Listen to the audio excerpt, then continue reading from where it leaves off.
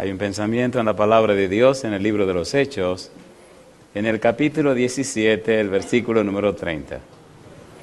Hechos, capítulo 17, versículo número 30. Dice la palabra de Dios: pero Dios, habiendo pasado por alto los tiempos de esta ignorancia, ahora manda a todos los hombres en todo lugar que se arrepientan. ¿Podemos estar en pie para orar? Querido Padre Celestial, gracias por estar con nosotros en esta hora y gracias por la presencia y la compañía de los ángeles en nuestro medio. Gracias, Dios, por la bendición de su Espíritu entre nosotros. Pero, Padre, agradecemos por los amigos y amigas que nos acompañan, pero también por los hermanos y hermanas presentes. Damos gracias y loor a su nombre por aquellos y aquellas que nos siguen a través de la radio, la internet o la televisión. Que ellos y ellas sean bendecidos también en forma abundante. Y ahora, Dios, le rogamos que el Espíritu Santo nos traiga palabra de vida para la vida eterna. Que recibamos, Señor, la palabra de Jehová que vive y permanece para siempre. Dios, lo pedimos en el nombre de Jesús. Amén, Señor. Amén. Estamos trabajando con la serie Transformados por su Espíritu. Y hemos repetido cada noche que la base, la clave, el centro, el eje de la serie es la palabra arrepentimiento. Hemos dicho también que el arrepentimiento es el centro del plan de salvación. La predicación de Juan el Bautista: arrepentíos porque el reino de los cielos se ha acercado. La predicación del Señor Jesús: arrepentíos porque el reino de los cielos se ha acercado. La predicación de Pedro: arrepentíos y bautícese cada uno de vosotros en el nombre de Jesucristo para perdón de los pecados y recibiréis el don del Espíritu Santo. El mensaje de Pablo: Dios manda a todos los hombres en todo lugar que se arrepientan. Y en Marcos 6:12 dice que los discípulos también predicaban el arrepentimiento. De modo que la clave de la experiencia cristiana es el arrepentimiento. Arrepentimiento significa un cambio de la mente, un cambio de los patrones mentales, cambio en las estructuras mentales. En realidad, el arrepentimiento es un milagro de Dios, porque la carne no puede heredar el reino de los cielos, porque Romanos 8:7, los designios de la carne no se sujetan a la ley de Dios, ni tampoco pueden. Sin embargo, en la palabra de Dios, 1 de Pedro 1:23, por la palabra de Dios recibimos una simiente incorruptible, y es en la palabra de Dios que recibimos el conocimiento de la persona de Jesús. Al recibir esa simiente incorruptible, 1 de Juan capítulo 3 versículo 9, esa simiente incorruptible no peca ni puede pecar. De modo que los cristianos tienen una simiente que heredaron de sus padres, corruptible, que no se arregla, y una simiente incorruptible que reciben de Cristo Jesús, que viene de lo alto, que no puede pecar. El cristiano entonces decide cuál de las dos simientes alimenta, o la que viene de los padres, o la que recibe de Jesús. Por tal razón, el arrepentimiento es un nuevo comienzo. Por eso dice a Pablo en 2 Corintios 5:17, de modo que si alguno está en Cristo, nueva criatura es, las cosas viejas pasaron y aquí todas son hechas nuevas. Jesús le dice a Nicodemo: tiene que nacer de agua y del Espíritu, porque el que no nace de agua y del Espíritu no puede entrar en el reino de los cielos. Se habla de un nuevo nacimiento, de un renacimiento. Ahora se nace a la vida espiritual.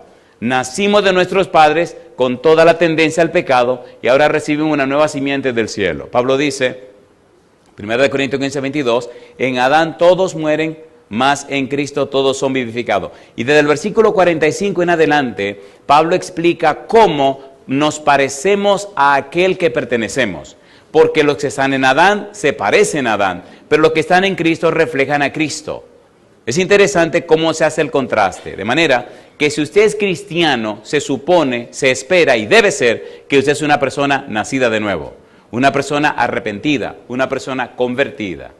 Si usted es cristiano y no es convertido, bueno, resuelva ese problema, porque se espera, se supone que si usted es un cristiano, es una persona arrepentida, nacida de nuevo. El apóstol Pablo que el que está ahora y con quien estamos trabajando, nos explica el valor del arrepentimiento, no solo en su teología, sino en su experiencia personal. Hemos dicho que Pablo establece y acepta a Cristo como su Señor. Ya leímos Filipenses capítulo 2, donde Pablo dice que Cristo tiene un nombre que es sobre todo nombre.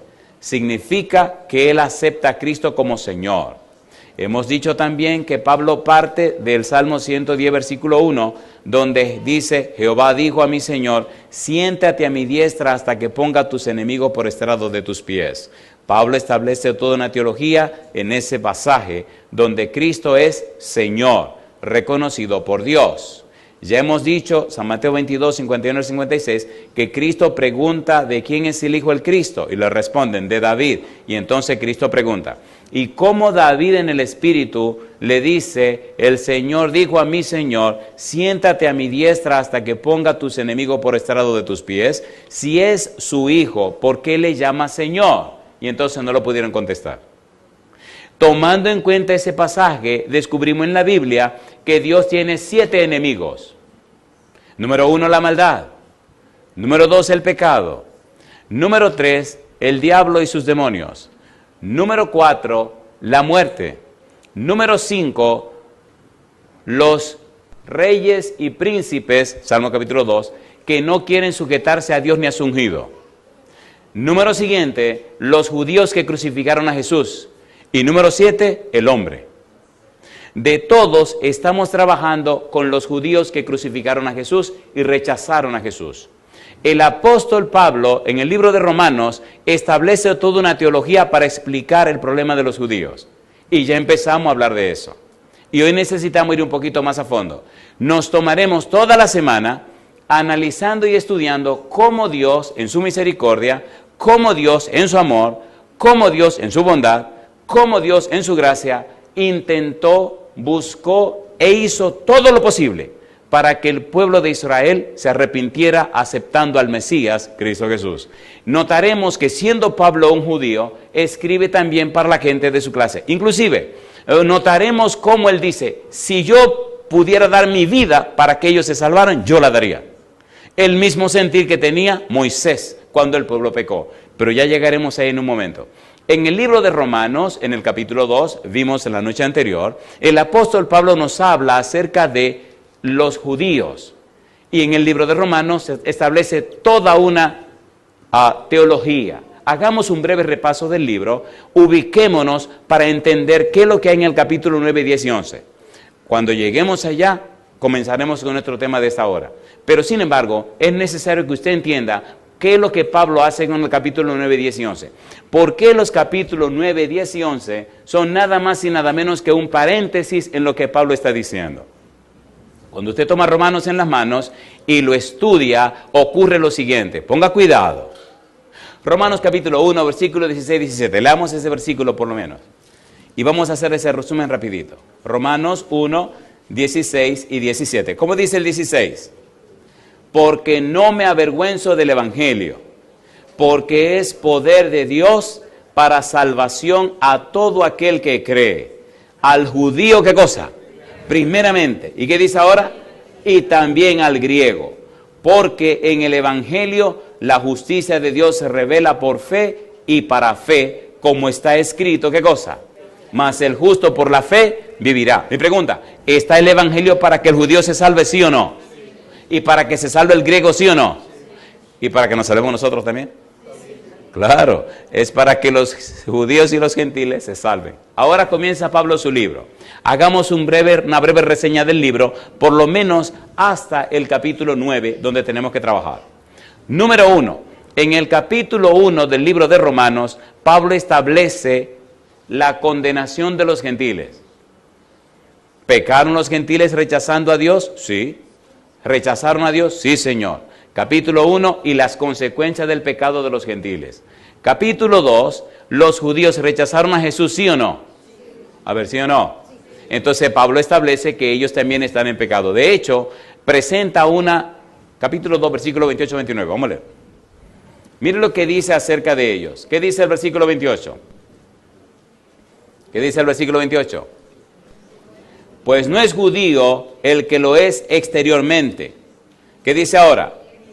Ni es la circuncisión la que se hace exteriormente en la carne. ¿Y qué dice Pablo ahora? Sino que es judío el que lo es ¿dónde? El que lo es en lo interior. Y la circuncisión es la del corazón en espíritu, no en letra. ¿Qué dice ahora? La alabanza del cual no viene de los hombres, sino ¿de quién? Sino de Dios. Así que golpea bien fuerte a los judíos en el capítulo número 2, estableciendo claramente una base nueva.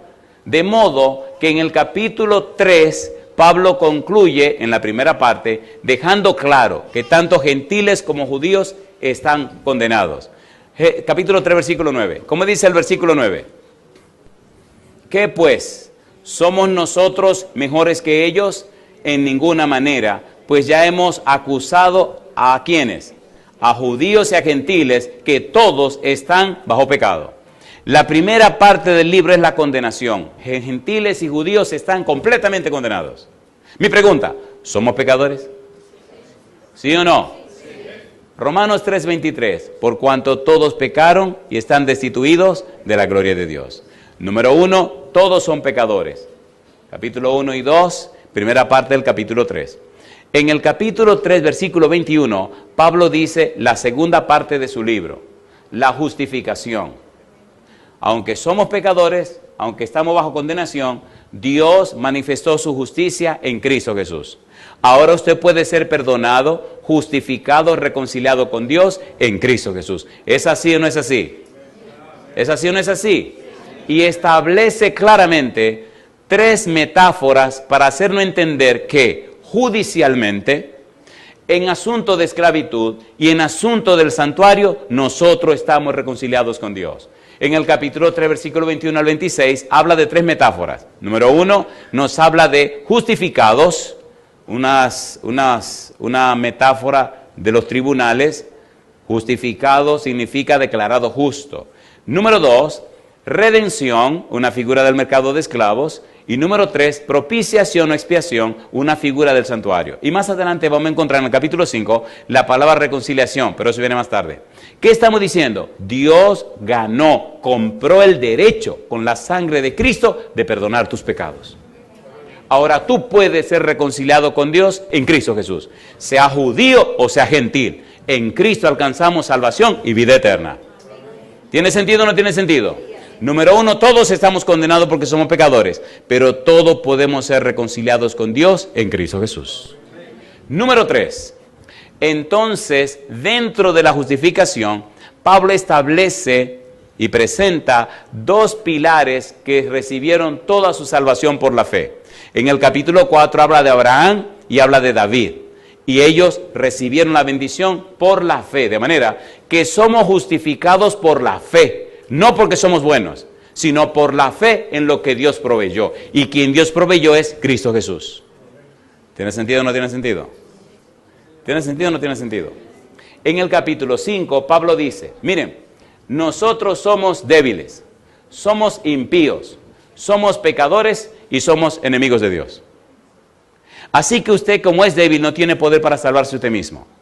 Como es impío, no siente ni siquiera la inclinación por las cosas buenas. Como es un pecador, le falló al blanco, no atinó, no hizo lo que Dios quiere en sus lecciones y sus enseñanzas. Y usted es enemigo de Dios porque usted se coloca exactamente en el bando opuesto de Dios. Y yo le hago una pregunta, ¿es verdad o no es verdad? ¿Es verdad o no es verdad? ¿Sí o no? Y en el capítulo 5 establece Pablo también 4 formas de pecados. Número 1, somos pecadores porque fallamos al blanco de lo que Dios quiere. Número 2, somos pecadores porque nos pasamos de la parada. Número 3, somos pecadores porque pisamos en falso. Y número 4, somos pecadores porque desobedecemos a Dios, no escuchamos la voz de Dios, no aceptamos lo que Dios dice. Está poniendo claramente las bases para dejarnos entender que la justificación es por la gracia de Dios, por la misericordia de Dios, por la bondad de Dios, no porque usted sea bueno. ¿Se entiende o no se entiende? Entonces está poniendo la base bien clara para que la gloria sea de Dios y no de los hombres. El capítulo 6, 7 y 8, Pablo lo que hace es un análisis serio para enseñarnos la certeza, la seguridad de la salvación. La salvación no es una lotería. La salvación no es saber si tú te la sacas. La salvación fue pagada, comprada, asegurada en Cristo Jesús. ¿Qué dice Romanos capítulo 5, versículo 1? ¿Cómo dice? Justificados pues por la fe, tenemos paz para con Dios por medio de nuestro Señor Jesucristo. ¿Qué tenemos para con Dios? Paz. ¿Por qué tenemos paz para con Dios? Porque hemos sido declarados justos por Cristo Jesús. Justificados pues por la fe, tenemos paz para con Dios. Nos hemos reconciliado con Dios. No solamente en forma legal, justificación, no solamente en asunto de trato de esclavo, redención, no solamente en asunto del santuario, propiciación, pero también en asunto familiar, reconciliación. Volvemos a ser otra vez hijos e hijas del Dios Altísimo. ¿Sí o no? ¿Sí o no? ¿Sí o no? Volvemos a tener derecho de vivir en la casa de nuestro Padre. Yo digo, alabado sea el nombre de Dios. ¿Se entiende o no se entiende eso? Es más que el simple hecho de que te introduzcan en el cielo. Es más que el simple hecho de que seas miembro de una iglesia, compadre. Es volver a la casa de tu papá. Por eso dice que el Espíritu clamamos, Abba Padre. ¿Clamamos qué cosa? Abba Padre. Una relación tan íntima y profunda con Dios que lo reconocemos como nuestro papacito, nuestro papito, nuestro papá amado. Si usted es un cristiano, necesita vivir esa experiencia con Dios. Usted no es miembro de un club. Usted es miembro de la familia de Dios. Por eso Cristo dice, cuando ustedes oren, digan, Padre nuestro que estás en los cielos. ¿No dijo, lo dijo Jesús o no lo dijo? A ver, ¿lo dijo o no lo dijo? ¿Nos ama Dios? ¿Sí o no? Mire la cruz. ¿Qué dice Juan 3:16? Porque de tal manera, ¿cómo dice Juan 3:16? Porque de tal manera, ¿cómo dice Juan 3:16? Porque de tal manera, ¿cómo que dice? Porque de tal manera, ¿cómo que dice?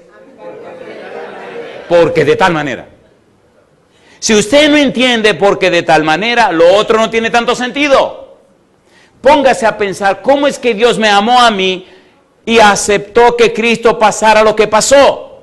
¿Se entiende ahora? ¿Se entiende o no se entiende? ¿Se entiende o no se entiende? ¿Es Dios todopoderoso? ¿Y por qué no hizo nada para librar a Jesús?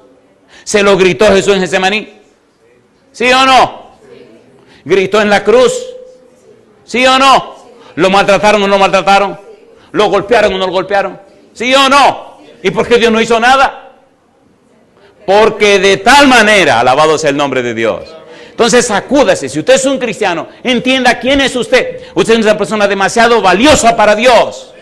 Romanos 8:32, el que no escatimó ni aún a su propio Hijo, sino que lo entregó por todos nosotros, ¿cómo no nos dará juntamente con Él todas las cosas? Levante la cabeza, por favor. ¿Se entiende o no se entiende? ¿Se entiende o no se entiende? Y es lo que Pablo quiere hacernos entender. ¿Cómo es posible vivir de la manera que vivimos? Siendo lo que somos y lo que se pagó por nosotros. ¿Cuánta vaca pagaron por usted, señora?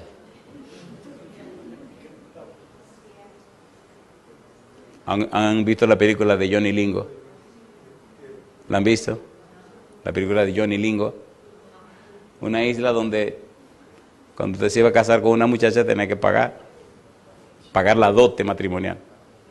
Y si por usted daban una vaca, usted era una mujer muy valiosa. Y Johnny Lingo pagó 8 vacas por Mahana. Así que Mahana era la mujer más valiosa de toda la isla. Mi pregunta, ¿cuánto pagó Dios por usted? La sangre preciosa de su Hijo Jesucristo. ¿Usted es valioso o no es valioso? Entonces levante la cabeza. Capítulos 6, 7 y 8. Pablo nos asegura, nos presenta la certeza y la seguridad de la salvación. En el capítulo 8, versículo 1, ¿cómo dice? Ninguna condenación hay, ¿para quiénes? para los que están en Cristo Jesús, los que no andan conforme a la carne, sino conforme al Espíritu. En conclusión, Pablo nos presenta la condenación, la justificación y ahora la certeza de la salvación. Y entonces hace un paréntesis. Y ahí es donde tenemos que trabajar. ¿Estamos listos? Capítulo 9, capítulo 10 y capítulo 11 abre un paréntesis. La palabra clave de este paréntesis es la palabra misericordia. Pero el paréntesis se abre, y Pablo lo hace, para tratar el caso de los judíos. El caso de la nación judía a la que él pertenece. Pienso que estamos listos para entrar en el estudio. ¿Estamos listos? ¿Seguro que estamos listos? Déjeme hacer una pregunta, un par de preguntas. Pregunta número 1. ¿Es verdad que judíos y gentiles somos pecadores, sí o no? Sí. ¿Es verdad que estamos bajo condenación, sí o no? Sí. Número 2. ¿Es verdad que Cristo vino a la tierra para mostrar la justicia de Dios? ¿Murió Cristo por los pecadores? Sí. ¿La sangre de Cristo nos puede limpiar de todo pecado? Sí. ¿Podemos ser reconciliados con Dios a través de Cristo? Sí, ¿sí o no? Sí. Es bueno entender el valor y el significado de la palabra justicia. La palabra justicia que aparece en Romanos no es la palabra justicia que viene de los griegos. Es la palabra justicia que viene de Dios. Cuando usted va a un tribunal y ve la figura de la justicia, ¿qué es lo que usted ve? Una mujer. ¿Cómo tiene los ojos? Vendados. ¿Qué tiene en la mano izquierda? Una balanza. ¿Y qué tiene en la mano derecha? Una espada. Esa es la imagen justicia de los griegos. Pero perdone, espérese. La Biblia no es cuestión de griego. La Biblia es la palabra de Dios. Pero la figura de justicia de los hebreos, de los judíos, la que Dios mostró, también es una mujer, pero no tiene vendas. Es una mujer, pero no tiene espada. Es una mujer, pero no tiene balanza. La muestra o la figura de la justicia judía es una mujer que con la mano izquierda se inclina a levantar a una persona que fue dañada. Y con la otra mano enfrenta al que le hizo daño. ¿Se acuerdan lo que hizo Dios con los egipcios? ¿Rescató a su pueblo esclavo, sí o no? Lo levantó a los esclavos. ¿Y qué hizo con la derecha? Agolpeó a los egipcios y acabó con todo el mundo, ¿sí o no? A ver, ¿sí o no? La justicia de Dios se manifestó redentiva o redentora, salvadora para el pueblo que fue dañado, pero punitiva, castigadora y destructora para el que hizo daño. ¿Es así o no es así? ¿Es así o no es así? ¿Sí o no? Con los antediluvianos, rescató Dios a Noé, a su esposa y a sus hijos. ¿Y qué hizo con el resto? Los arregló. ¿Se entiende la figura? Sodoma y Gomorra, sacó a Lot. ¿Sí o no? Sacó a Lot de las hijas de Lot. ¿Y qué hizo con Sodoma y Gomorra? La quemó. Cuando Cristo venga por segunda vez, ¿rescatará a su pueblo? ¿Se lo llevará al cielo? ¿Y el resto que se quede, qué le va a pasar? ¿Lo va a quemar? Usted sabrá dónde va a estar, querido, o a la derecha o a la izquierda. Cuando Él venga habrá dos grupos, ovejas y cabritos. Asegúrese hoy de ser una oveja. Porque si usted es cabrito, usted está mal parado. Mal parado. Y yo pregunto, ¿nos estamos entendiendo? Seguro que nos estamos entendiendo. Romanos capítulo 9.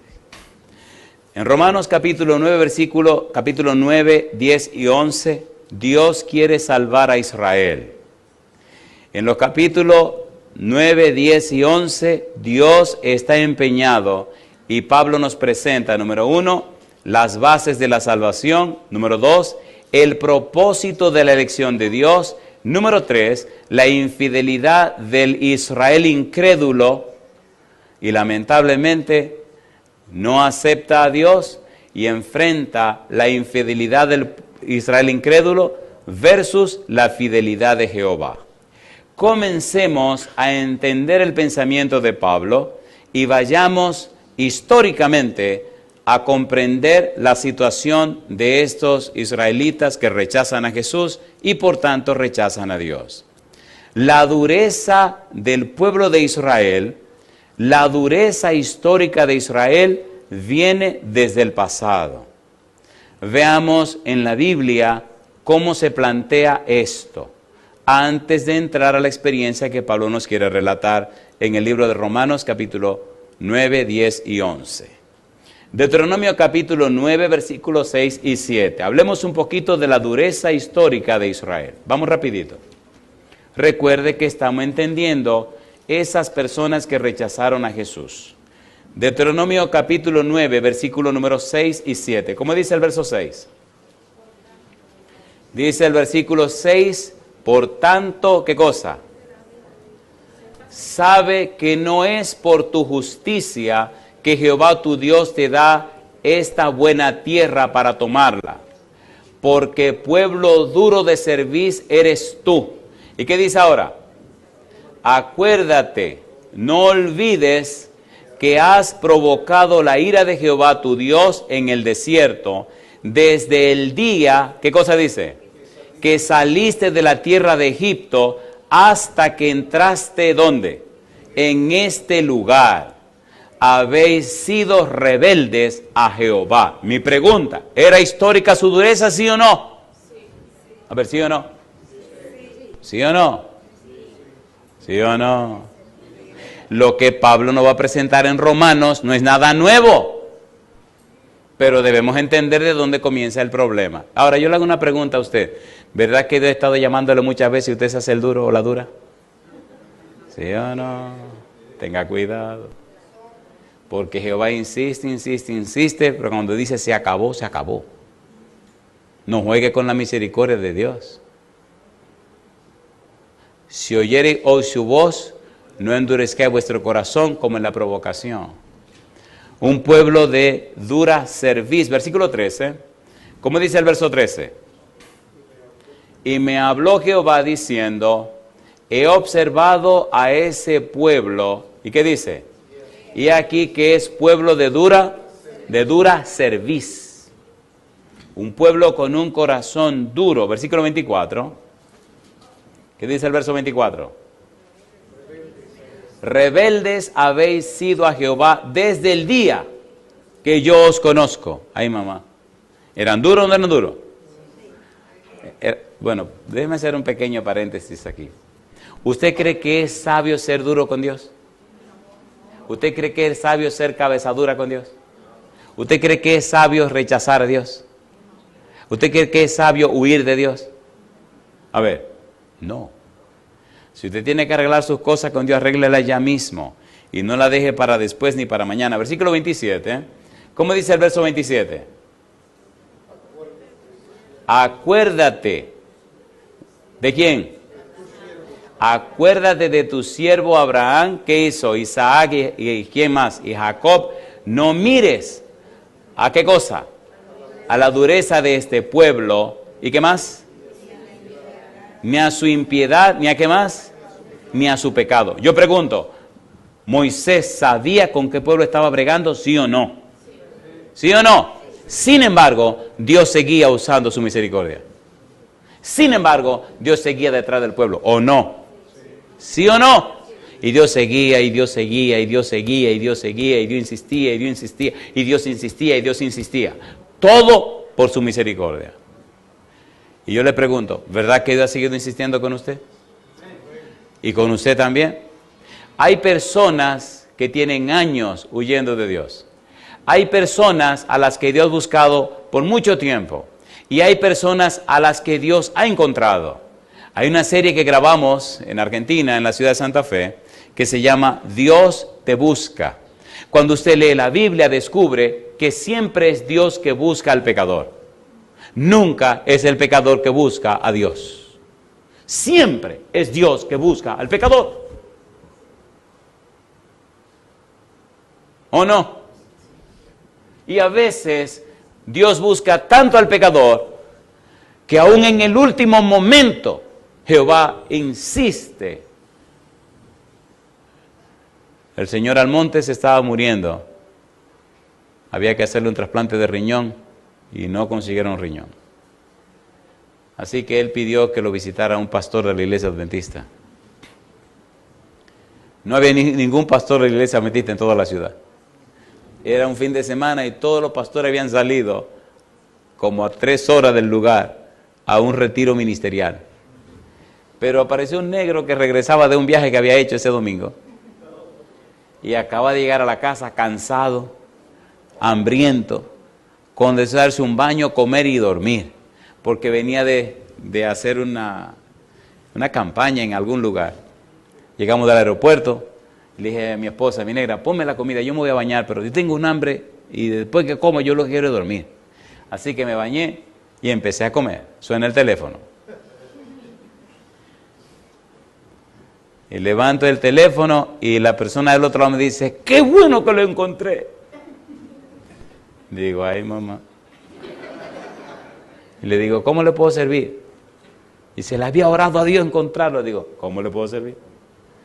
Me dice, ¿sabe que hay un señor que se está muriendo en el hospital? Allá le dicen clínica al hospital. Y está pidiendo urgente un pastor, y fue específico, un pastor de la iglesia adventista, que venga a hablar con él, porque ya le dijeron que se muere esta tarde. Y yo le había orado, dice la señora, encontrarlo a usted. Le digo, bueno, pero dice, sí, yo sé que todos los pastores están en el retiro ministerial. Le digo, ¿qué le hizo a usted pensar que yo no estaba en el retiro ministerial? Dice, nada, yo le oré a Dios y me dijo, llama. Digo, pues nos vemos en la clínica Coromina, sí, pues ahí nos vemos. Solté el tenedor y me fui corriendo porque ese tipo se está muriendo, compadre. Y usted se queda comiendo, va a pasar el resto de su vida recordando esa comida. ¿O no? Dije, no, yo no quiero recordar el resto de mi vida. Me fui corriendo al hospital. Cuando llegué, efectivamente el señor se estaba muriendo. Tenía las manos negras. ¿Cómo es la misericordia de Dios? Me preguntó, ¿usted es pastor de la iglesia adventista? Sí. ¿Me puede enseñar su credencial? Qué exigente. Saqué la cartera y se la mostré. La miró, se sonrió, me la pasó y empezó a llorar. Me dice, yo conocí el mensaje cuando era un adolescente. Y dije que era muy joven para entregarme al Señor. Y le dije a Dios, yo voy a trabajar duro, voy a ganar dinero, me voy a hacer rico y después voy a venir a la iglesia. Quiero tener muchos animales, muchas vacas, muchos terrenos, y después que sea rico yo vuelvo a la iglesia. Me dice, me ocupé tanto trabajando y metido en las fincas que no tiene tiempo ni de beber agua. Y a veces el agua que conseguía era agua de esos pocitos que cae de la lluvia. Esa agua así, y eso es lo que bebía por estar regando con los animales, porque más animales, y más finca, y los riñones se le dañaron. Así que tenía no sé cuántos años haciendo ese diálisis y ya se estaba muriendo. Entonces me dice el caballero, y ahora mire el cuadro, ya los médicos me dicen que ya. Y yo le había dicho a Dios que me perdonara. Y empezó a llorar. ¿Usted cree que Dios me puede perdonar? Digo, bueno, la Biblia dice que la sangre de Jesucristo, su Hijo, nos limpia de todo pecado. ¿Perdona a Dios o no perdona al pecador? Allí empezamos a hablar, empecé a orar por el Señor, a hacerle preguntas. Hice todas mis preguntas, oré con él, terminamos de orar, estaba llorando, estaba en la camilla. Y cuando terminamos de orar, el semblante le cambió, empezó a llorar. Y con una expresión de alegría y de gozo, decía, alabado sea el nombre de Dios. Me siento liberado, me siento perdonado, yo sé que Dios me perdonó. Y entonces me dice, y le doy gracias, pastor, que usted vino. ¿Usted oye esa bulla que hay afuera en el pasillo? Digo, sí. Ahí está mi esposa con mis hijos. Digo, ¿cómo? Dice, sí. Digo, pero lo que están allá afuera es repartiéndose finca, tierra, dinero del banco. Eso fue lo que yo escuché cuando yo entré.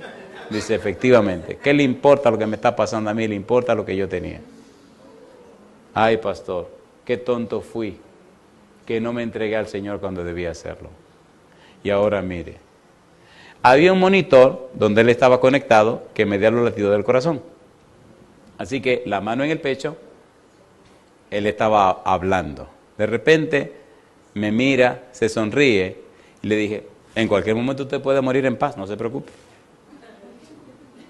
Y el tipo me lo creyó. Y hablando con una sonrisa se quedó con los ojos abiertos y el monitor hizo pi.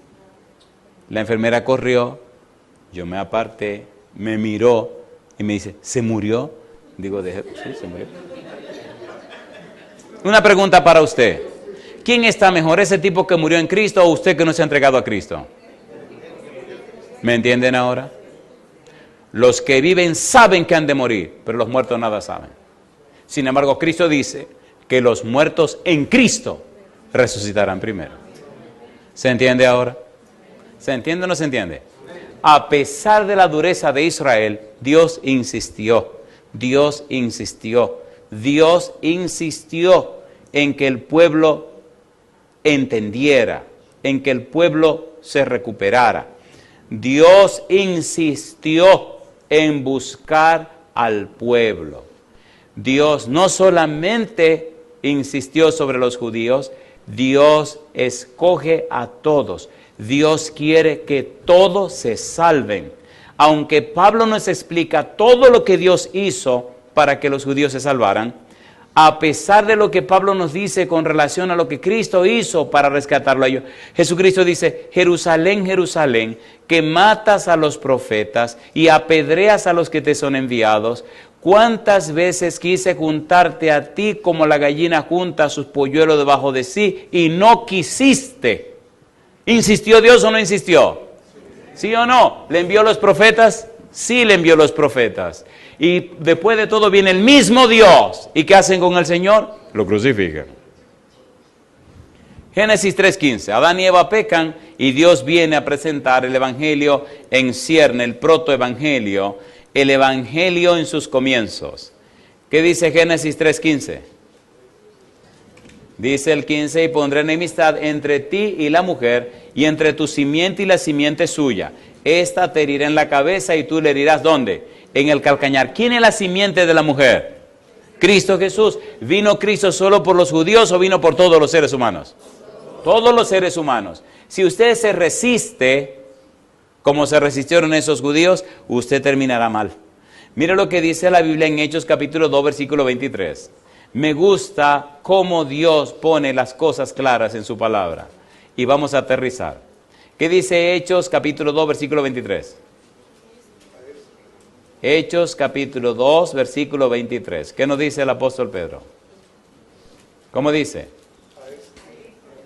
Hechos 2, 23. Dice el apóstol Pedro, ¿qué cosa? A este entregado por el determinado consejo y anticipado conocimiento de Dios, ¿qué dice? Prendisteis, ¿y qué más? Y matasteis por manos de inicuos crucificándole. Yo le pregunto, ¿sabía Dios lo que le pasaría a Jesús, sí o no? Sí. ¿Estaba Dios de acuerdo en que Cristo pagara el precio del pecado, sí o no? Sí. ¿Estaba muriendo Cristo por todos los seres humanos, sí o no? Sí. Entonces la salvación es para todos. Cristo viene a morir por todos. Cristo viene a sacrificarse por todos. Capítulo 3, versículo 18. Como dice Hechos 3, 18.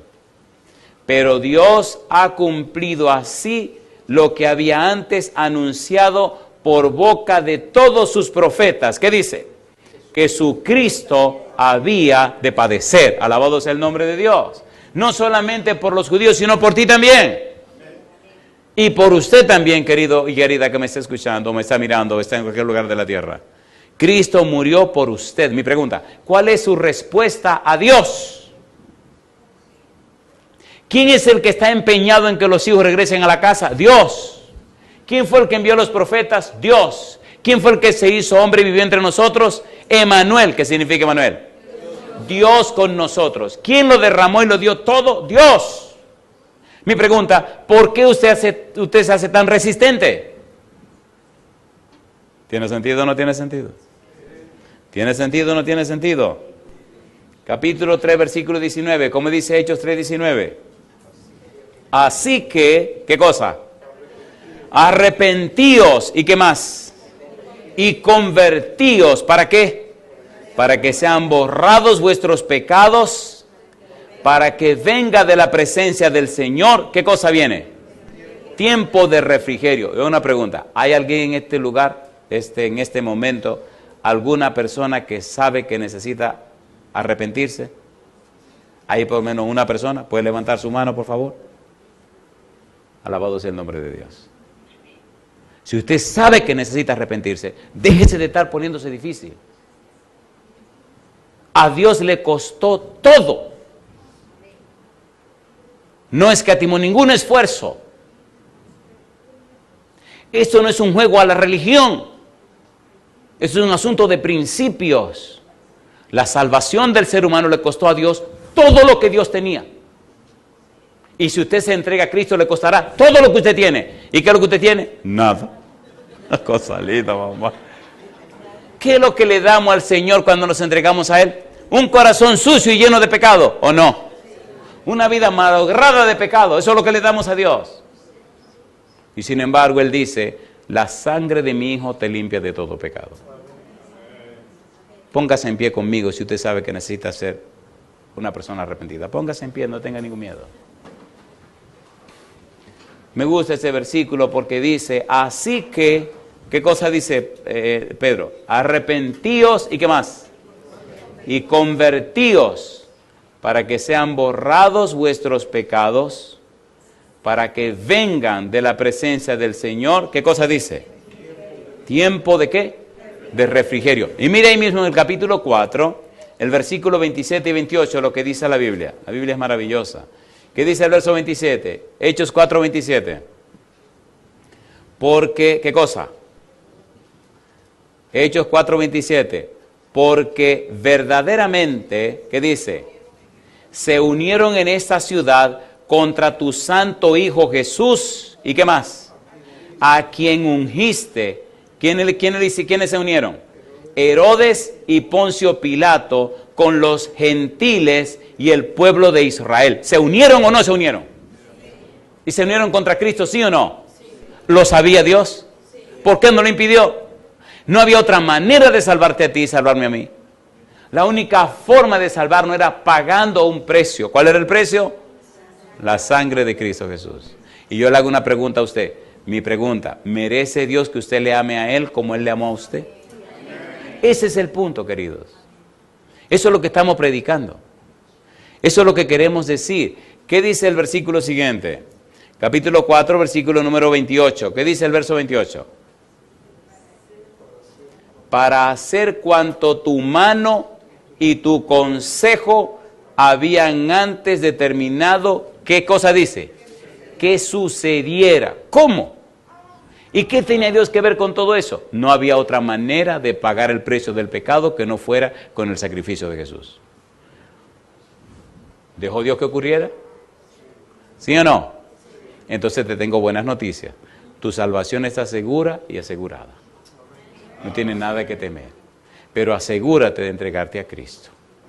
Y asegúrate de pertenecer a Él. ¿Verdad que nos estamos entendiendo? ¿Seguro que nos estamos entendiendo? Así que Cristo no solo benefició a los judíos, también lo benefició a usted y me benefició a mí. No mire a los seres humanos, mire a Cristo. No mire alrededor, mire para arriba. Pablo dice, puestos los ojos en Jesús, el autor y consumador ¿de qué? De la fe. Mi pregunta, entonces, ¿deberíamos entregarnos al Señor? ¿Sí o no? Sí. ¿Por qué deberíamos entregarnos al Señor? Por lo que Él hizo en nuestro favor. ¿Para qué deberíamos entregarnos al Señor? Para alcanzar salvación y vida eterna. ¿Se entiende ahora, por favor? ¿Se entiende o no se entiende? Y esa es la razón por la que tenemos que viajar por toda la tierra. La gente se pierde no porque es mala, la gente se pierde porque es débil y no sabe. Pero ya usted sabe. Si usted se pierde sabiendo. Hay un pecado en la Biblia que se llama pecado por ignorancia. Pero hay un pecado que se llama pecado por rebelión. Dice el salmista David, sus errores, ¿quién los conocerá? Líbrame de los que me son ocultos. Salmo 19, versículo 12. Y el 13 dice, mas libra a tu siervo de las soberbias, porque entonces seré libre de gran rebelión. Si usted sabe y usted entiende, entonces usted necesita entregarse al Señor Jesús. Escuche mi pregunta. Le pido cierre sus ojos. Oiga mi pregunta, oremos juntos, pero escuche mi pregunta. Si usted reconoce que necesita arrepentimiento, que necesita arreglar su vida con Dios, que usted necesita prepararse para ser bautizado o bautizada, y que su nombre esté en el libro de la Biblia, de la vida, levante su mano conmigo y oremos a nuestro Dios. Querido Padre Celestial, levantamos la mano reconociendo la necesidad de arrepentimiento, la necesidad de conversión. Ponemos en sus manos, Señor, a todos aquellos y aquellas que saben que tienen que prepararse para ser bautizados y bautizadas en algún momento de su vida. Dios, en esta hora les ruego que el Espíritu Santo descienda sobre ellos y ellas y arregle sus vidas, Señor, y prepare sus mentes y prepare su ser para que pronto sus nombres sean registrados en el libro de la vida. Que el Espíritu Santo encuentre lugar en sus corazones, en sus mentes, y que Cristo Jesús reine como su Señor, su dueño, su Salvador y su Redentor. Dios, rogamos no solo por los presentes, rogamos por aquellos y aquellas que nos siguen en cualquier lugar de la tierra a través de la radio, la internet o la televisión.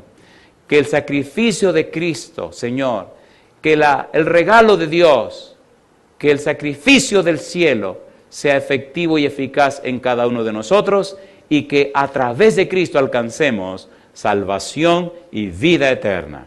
Dios, lo pedimos en el nombre de Jesús. Amén, Señor.